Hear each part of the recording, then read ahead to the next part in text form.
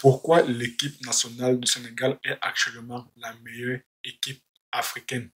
Pour répondre à cette question, nous allons retracer le parcours du Sénégal depuis l'année 2002. Si tu es nouveau sur la chaîne, je t'invite à t'abonner et activer la cloche si ce n'est pas déjà fait pour être informé de chaque fois que nous publions une nouvelle vidéo sur la chaîne.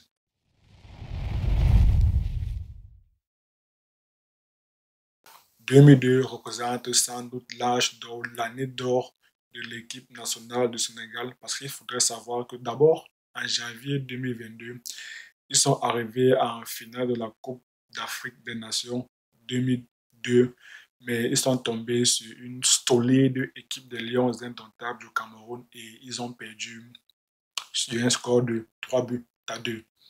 Malgré cette déception, les Lions du Sénégal n'ont pas abdiqué. Ils ont réussi à se qualifier pour la Coupe du Monde 2002 qui a été organisée au Japon et en Corée du Sud.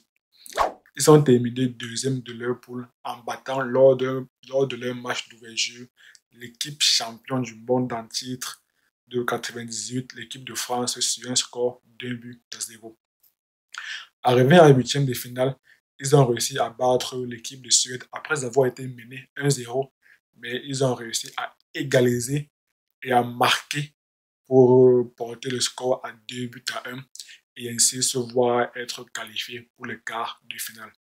Malheureusement, arrivés en quart de finale, ils ont été éliminés contre l'équipe de la Turquie sur un score de 2 buts à 0 avec un but à 0.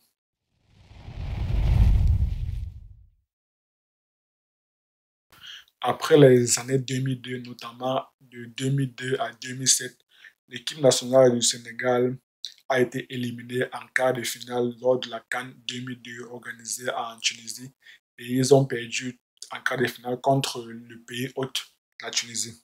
Malheureusement, l'équipe nationale du Sénégal n'a pas été qualifiée pour la Coupe du Monde 2006 qui a été organisée en Allemagne. Mais pour la CAN 2006 organisée en Égypte, l'équipe nationale du Sénégal, les Lions du Sénégal, ont malheureusement été éliminés aux portes de la finale. Ils ont été éliminés en demi-finale contre l'équipe d'Égypte, contre le pays hôte de la CAN 2006 sur un score de 2 buts à 1.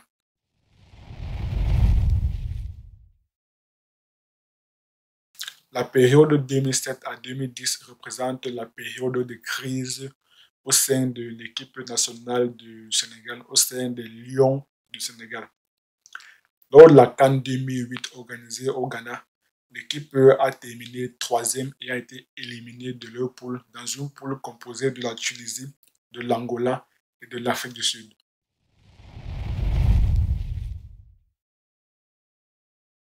La période de 2010 à 2015 représente la renaissance au sein des Lions indomptables de la Teranga.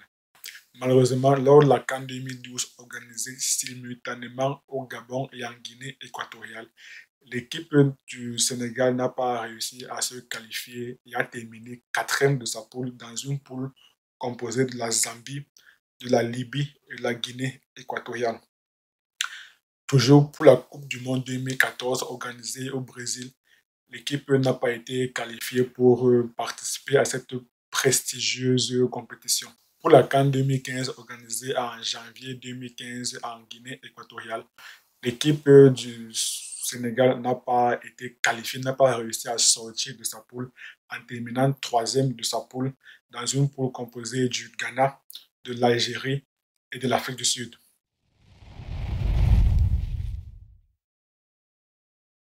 Suite à de multiples désillusions, la Fédération sénégalaise de football a décidé de limoger le sélectionneur français Alain Giresse et de le remplacer par l'emblématique et ancien international français Aliou Cissé le 4 mars 2015. Et depuis cette date, on assiste à un retour au premier plan des Lions du Sénégal. Ainsi, lors de la CAN 2017 organisée au Gabon, l'équipe de Aliou Cissé arrive à se hisser jusqu'en quart de finale, mais malheureusement tombe sur une vaillante équipe des Lions indomptables du Cameroun et finissent par perdre, par être éliminés aux portes de la demi-finale en perdant sur un score de 4 buts à 5 lors de la séance des tirs au but. L'équipe de Aliou Cissé, toujours en chantier, toujours en reconstruction, arrive malgré tout à se qualifier pour la Coupe du Monde 2018 organisée en Russie et malheureusement termine troisième de sa poule dans une poule composée de la Colombie, du Japon et de la Pologne. Malheureusement, elle termine troisième et n'arrive pas à se qualifier pour le second tour, pour la phase finale, pour la phase à élimination directe, parce qu'elle a reçu 2 cartons jaunes de plus que le Japon. Un an plus tard, lors de la CAN 2019 organisée en Égypte, l'équipe de Aliou Cissé, les Lions du Sénégal, arrive à se hisser jusqu'en finale, mais malheureusement tombe sur une solide équipe d'Algérie et perd la finale sur un score d'1 but à 0. 2 ans plus tard, l'équipe de Aliou Cissé arrive à remporter la CAN 2021 qui a été reportée en janvier 2022 pour des raisons sanitaires, notamment liées à la pandémie du Covid. L'équipe de Aliou Cissé arrive à emporter la CAN 2022 face à une solide équipe de l'Égypte menée par Mohamed Salah lors de la séance de tir au but. Et l'équipe d'Aliou Cissé se voit donc remporter son premier titre majeur. En décembre 2022, l'équipe de Aliou Cissé, les Lions de la Teranga, arrive à se qualifier pour la phase à élimination directe de la Coupe du Monde organisée au Qatar dans une poule composée des Pays-Bas, de l'Équateur et du Qatar. Les Lions de la Teranga arrivent à se qualifier pour la phase à élimination directe.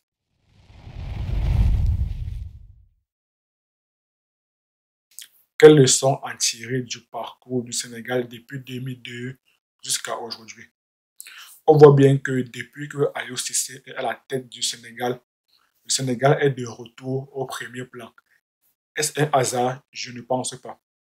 Il faudrait laisser du temps à un entraîneur. Il faudrait mettre un bon cadre de travail pour favoriser un travail serein, pour le laisser travailler sereinement.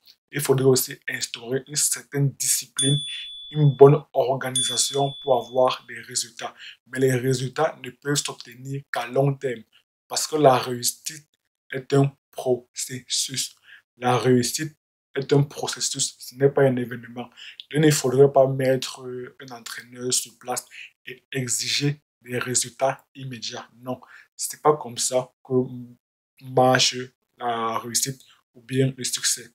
La réussite, c'est un processus, c'est un voyage, c'est un objectif à long terme, sur le long terme. On voit bien que depuis que Aliou Cissé est là, donc depuis 2015 jusqu'à aujourd'hui, il s'est passé 7 ans, voire 8 ans, parce qu'il est là depuis le 4 mars 2015. Donc, en 8 ans, on voit bien que l'équipe du Sénégal a franchi les étapes. D'abord, les quarts de finale de la Coupe du Monde, de la CAN 2017 organisée au Gabon. Ensuite, à deux cartons jaunes près de se qualifier pour la phase à élimination directe en 2018 lors de la Coupe du Monde 2018 organisée en Russie. Ensuite, en 2019, arriver en finale, être finaliste de la CAN 2019 organisée en Égypte. Et en 2022, être vainqueur de la CAN. Et en 2022, toujours lors de la Coupe du Monde organisée au Qatar, réussir finalement à passer au second tour, à passer à la phase à élimination directe. Donc on voit bien qu'ici, pour la réussite, il s'agit de franchir les étapes. Il ne s'agit pas de passer d'un point A à un point B. Ce n'est pas comme ça que la réussite marche. Et je pense que toutes les équipes africaines, toutes les nations africaines devraient s'inspirer de l'équipe du Sénégal. Toutes les équipes africaines devraient s'inspirer du travail qu'est en train d'effectuer la Fédération sénégalaise de football. Et même au-delà du football, tout le monde devrait s'inspirer de ce qu'est en train de faire Aliou Cissé. Parce que je me répète ici, la réussite est un processus. La réussite n'est pas un événement. Et ce soir, l'équipe du Sénégal va jouer contre l'équipe d'Angleterre et nous, bien, tous les Africains seront derrière les Lions du Sénégal. Si tu as aimé la vidéo, je t'invite à me laisser un pouce bleu, à t'abonner et activer la cloche pour ne jamais rater nos prochaines vidéos. Et dis-moi ce soir, dis-moi dans la barre de commentaires, quel est ton pronostic pour le match de ce soir entre le Sénégal et l'Angleterre? Et allez les Lions!